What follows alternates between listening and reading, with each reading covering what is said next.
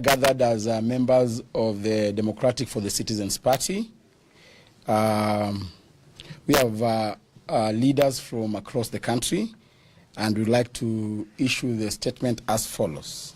We, the DCP, we wish to address ourselves to the nation of Kenya and the patriotic citizens of our beloved country as follows.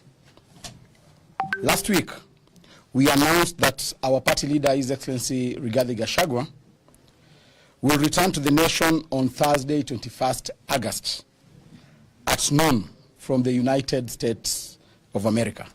We want to confirm that his return is still as scheduled.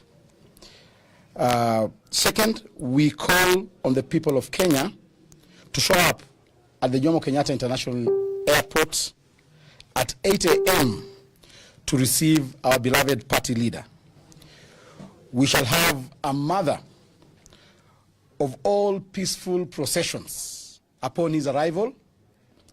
The procession will begin from the Jomo Kenyatta International Airport to the Central Business District and later address a public rally at the hallowed Kamkunji grounds.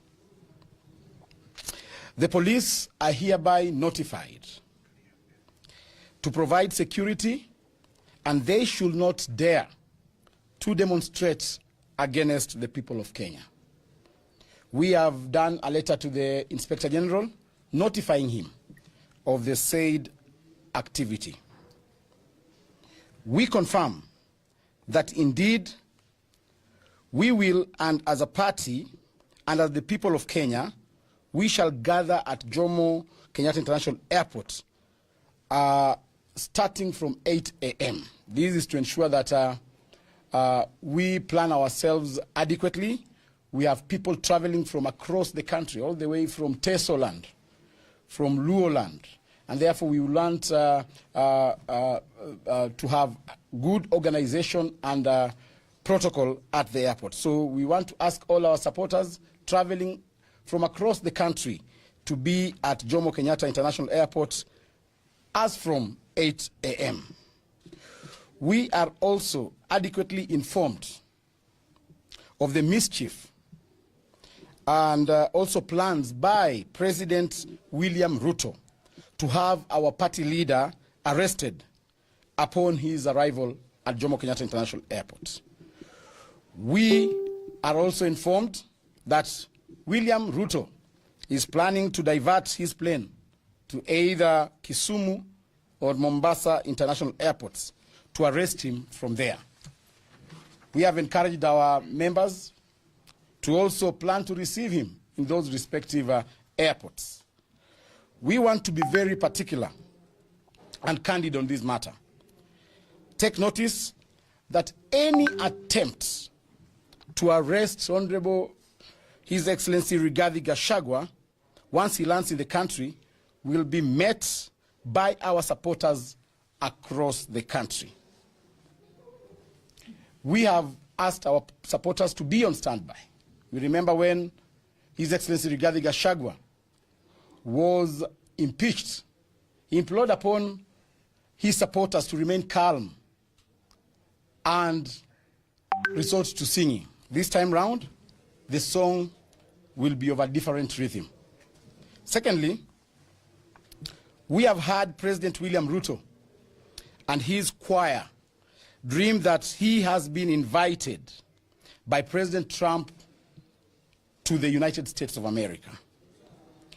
Mr. Ruto, on your address to the 80th session of the United Nations General Assembly, better together 80 years and more for peace, development, and human rights.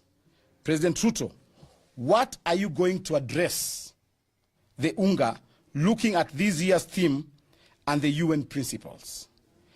Is it about extrajudicial killings, abductions, forced disappearances, rapid support forces of Sudan, corruption, illegal gold trade, or illegal detentions?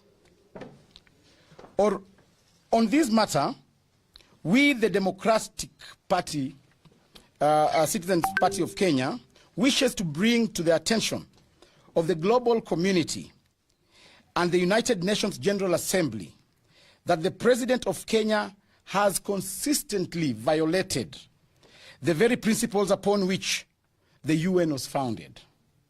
That is human rights, dignity, and peace. Under his watch, Kenya has witnessed brutal suspension of peaceful journalists, whistleblowers, and activists continue to be harassed and silenced. Failure to protect human life. Innocent citizens have died at the hands of security forces with no accountability from the Kenyan government. The UN Charter, the Universal Declaration of Human Rights, and the multiple treaties Kenya is a signatory to all demand protection of fundamental freedoms. Yet, the President of Kenya seeks to parade himself as a statesman before the international community, while his regime is guilty of bloodshed at home. We therefore join the young people of Kenya in petitioning the United Nations not to grant Mr. William Ruto the honor of addressing the upcoming convention. Doing so would amount to legitimizing dictatorship, tyranny, and betraying the young, the women, and the people of Kenya, whose only crime was demanding their rights, justice, and accountability. We therefore call upon the UN General Assembly to review his eligibility to speak on matters peace and human rights.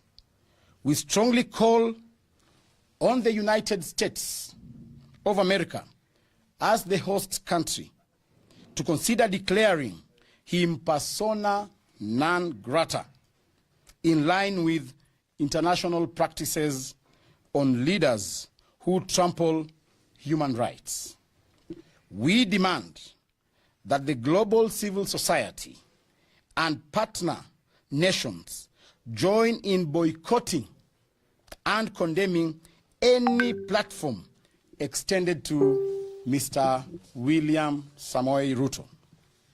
The United Nations must stand with the people of Kenya, not oppressors.